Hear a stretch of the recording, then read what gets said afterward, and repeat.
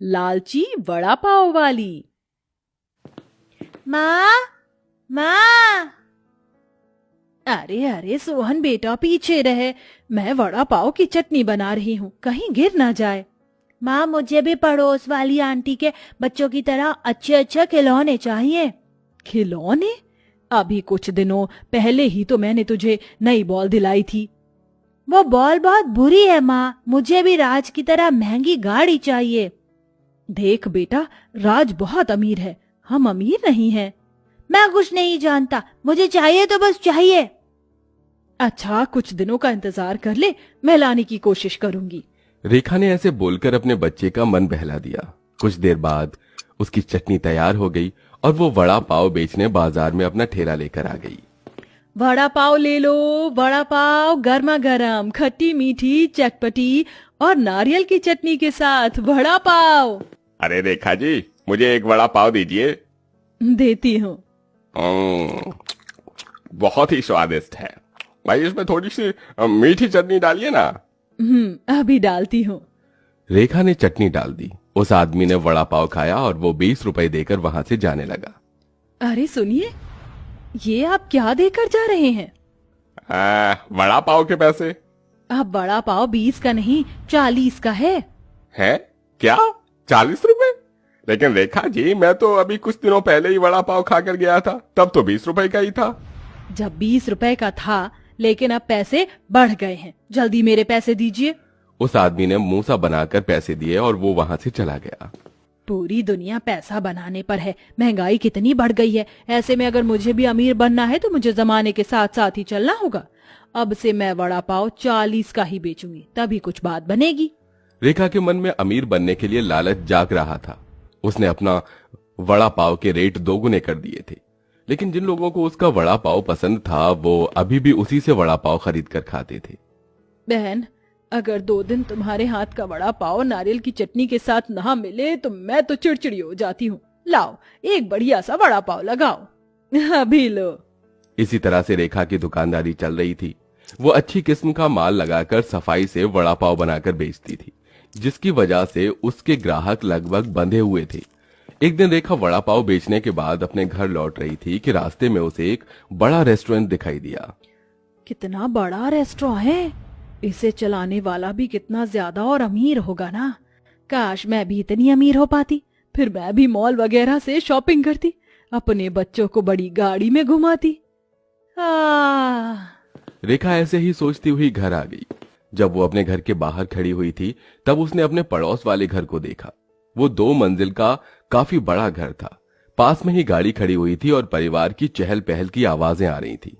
एक इन लोगों की जिंदगी है, जो सोचा वही मिल जाता है, और एक तरफ हम गरीब हैं। बस बहुत हुआ, अब मैं और इस गरीबी में नहीं रहूंगी। मैं भी अपने बच्चों को वो सारी खुशियां दूंगी जो अमीर लोग देते हैं। उन्हें अच्छा खिलाऊंगी, अच्छा पहनाऊंगी। रेखा के मन में न जाने क्या चल रहा था। यही सब कुछ सोचते हुए वो अपने घर के अंदर आई, जहां उसका पति और बच्चे उसका इंतजार कर रहे थे। अरे रेखा, आज आने में देर हो गई। लेकिन कमाई क्या हुई, वही 100 या 200 की बचत। ऐसा मत कहो रेखा, 100 या 200 में भी हमारा गुजारा हो रहा है, तो और क्या चाहिए। बस 2 वक्त की रोटी ही मिल रही है। आपकी मजदूरी भी इतनी कम है और मेरी भी कोई खास बचत नहीं हो पाती है। बच्चे बड़े हो रहे हैं, ये ख्वाहिशें करते हैं। मेरा भी मन करता है बाकी लेडीज की तरह शॉपिंग करने का, अच्छी अच्छी चीजें घर में लाने का, लेकिन ये सब हमारे नसीब में कहाँ। हमारे पास जो भी है हमेशा उसी का शुक्रगुजार रहना चाहिए। अच्छा वो सब छोड़ो, आज मुझे ठेकेदार जी ने ये कुछ आलू दे दिए। बोल रहे थे कि उनके किसी काम के नहीं है, एक नजर इन्हें देख लो। रेखा ने आलू चेक किए। सभी आलू सड़े गले थे और बहुत में कीड़े भी पड़ रहे थे। अरे कितने गंदे आलू हैं, मालिक को क्या मैं कोई भिखारी या पागल लगता हूँ? अरे फेंको इन्हें। 1 मिनट रुक जाइए मोहन जी, ये आलू मत फेंकिए। क्यों? मैं इन आलूओं को वड़ा पाव का भरता बनाने में इस्तेमाल कर सकती हूँ। इनका? रेखा, कहाँ दिमाग है तुम्हारा? ये चीज तो खराब है और तुम तो नग जैसी चीजों का इस्तेमाल करती थी। जानती हूँ, लेकिन मोहन जी मैंने जान लिया है, ईमानदारी से काम करते रहने से कोई कामयाबी नहीं मिलती है। सुबह से शाम तक ना जाने कितने ग्राहक आते हैं, लेकिन बचत नहीं होती। इसकी वजह है क्योंकि हम कुछ ज्यादा ही अच्छा माल लगाते हैं। पता है, ये बड़े बड़े रेस्टोरेंट वगैरह जो होते हैं ना, ये ऐसी ही चीजें लगाते हैं जिसकी वजह से इन्हें मुनाफा ज्यादा होता है। रेखा, ये तुम कैसी बातें कर रही हो? वो लोग नियत के साफ नहीं होते हैं जो ऐसा करते हैं। तुम चाहती हो कि तुम्हारा चलता हुआ काम ठप हो जाए? मुझे मत सिखाइए मोहन जी, मैं अब इस गरीबी से तंग आ गई हूँ। मैं ना अपने बच्चों की कोई फरमाइश पूरी कर पाती हूँ, ना ही अपनी। लेकिन अब ऐसा नहीं होगा, मैं वही करूंगी जो मेरे मन में आएगा। मोहन ने रेखा को बहुत समझाने की कोशिश की, लेकिन वो नहीं मानी। उसने उन्हीं सड़े हुए आलूओं से भरता बनाया और साथ ही उसने बेसन चटनी के लिए टमाटर वगैरह भी सभी घटिया किस्म के खरीदे। अरे वाह, इतने सारे वड़ा पाव का सामान पहले के मुकाबले आधे से भी कम दाम में आ गया। रेखा बहुत खुश हो रही थी। उसने अपने पुराने दामों पर ही लोगों को घटिया किस्म के वड़ा पाव बेचे। उसके ठेले पर उसकी पड़ोसन भी आई। कैसा चल रहा है सब कुछ रेखा जी? अरे रजनी जी, आप सब अच्छा ही है। चलो अच्छा है, आज तो मेरे बच्चे वड़ा पाव खाने की जिद कर रहे थे तो सोचा कि आपसे ही लेती चलो। वैसे मैं अपने बच्चों को ऐसे स्ट्रीट से खरीद कर कुछ भी नहीं दिलाती हूँ, पर आप तो अपनी ही हैं। सही कहा। वैसे आप कहाँ से लौट रही हैं? क्या? हाँ, वो मैं ना आज शॉपिंग पर निकली थी, मेरे पति भी साथ थे। जानती हैं रेखा जी, उन्होंने मुझे एक सोने का हार दिलवाया और साथ में डायमंड रिंग भी। आज तो मैं बहुत खुश हूँ। अच्छा, इसे तो मैं बहुत ही बेकार वड़ा पाव बनाकर दूंगी। ये लीजिए आपके 2 वड़ा पाव। थैंक्स। रजनी रेखा को जलाती हुई चली गई, लेकिन आज रेखा का मूड ज्यादा खराब नहीं हुआ था, क्योंकि मिलावटी करने के बाद उसे पूरे दिन का मुनाफा मिल चुका था। एक दिन मैं इस रजनी को पीछे छोड़ दूंगी। रेखा पूरा दिन वड़ा पाव बेचकर घर लौट आई। आज उसे बहुत ही अच्छी बचत हुई थी, तो उन सभी ने आज अच्छा खाना खाया। अरे वाह, थोड़ा सा दिमाग चला लेने से आज कितना अच्छा खाना मिल रहा है। रेखा, लेकिन भूलना मत कि लालच बुरी बला है। हाँ हाँ, ये सब बस कहानियों में होता है, असल जिंदगी में तो लालच ही कामयाबी दिलाता है। रेखा मोहन की मानने को तैयार ही नहीं थी। ऐसे ही मिलावटी सामान जैसे घटिया तेल, पई वाला बेसन, गले हुए टमाटर की चटनी और बेकार आलू लगाते हुए रेखा को 1 हफ्ता होने को आया था। इस 1 हफ्ते में ही उसने अपने बच्चों को अच्छे कपड़े, खिलौने वगैरह सब दिलवा दिए थे। बहन, पहले तुम्हारे वड़ा पाव में जो स्वाद आता था अब वो नहीं आता है। बनाने भूल गई हो क्या? मेरे हाथों का स्वाद तो आज भी वही है। लगता है खाने वालों की जबान में कमी हो गई है। तुम तो पूरी ही बदल गई हो। ये लो बहन तुम्हारे पैसे। रेखा की आदत भी खराब हो चुकी थी। वो अपने ग्राहकों से अच्छे से पेश नहीं आती थी और ऐसे ही चलते हुए अब लगभग 1 महीना होने को आया था।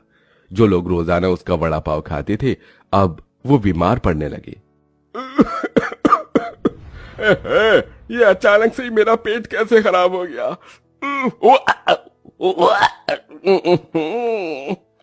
अब रेखा के ठेले पर लोग शिकायत लेकर आने लगे थे। अरे बहन, कैसा वड़ा पाव खिला रही हो? जब भी खाता हूँ मेरी तबीयत खराब हो जाती है।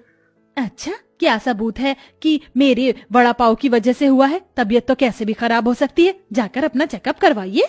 रेखा अपने ग्राहकों को इसी तरह टेढ़ा जवाब देकर भगा देती थी, जिसकी वजह से अब उसकी बिक्री बहुत कम हो गई थी। लोग उसके वड़ा पाव खाने ही नहीं आते थे। अरे यार देख वड़ा पाव, चल खरीदते हैं। नहीं, यहाँ से मत लेना। जानती है मेरी दादी माँ बता रही थी ये कोई खतरनाक चीज की मिलावट करती है। इसके यहाँ के वड़ा पाव खाकर सभी की तबीयत खराब हो जाती है। क्या सच? तब तो चल हम कहीं और से लेकर कुछ खाएंगे। अब रेखा के ग्राहक इसी तरह से जाने लगे थे।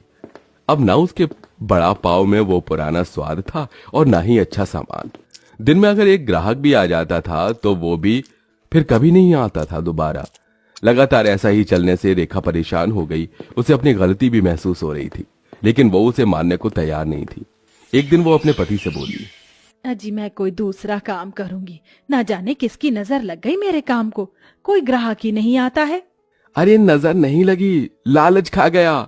मैंने तुम्हें कितना रोका था रेखा कि लालच मत करो, लेकिन तुम नहीं मानी और तुमने अपने हाथों से अपने ही पैर पर कुल्हाड़ी मार ली। तुमने अपना चलता हुआ काम खुद ही ठप कर दिया।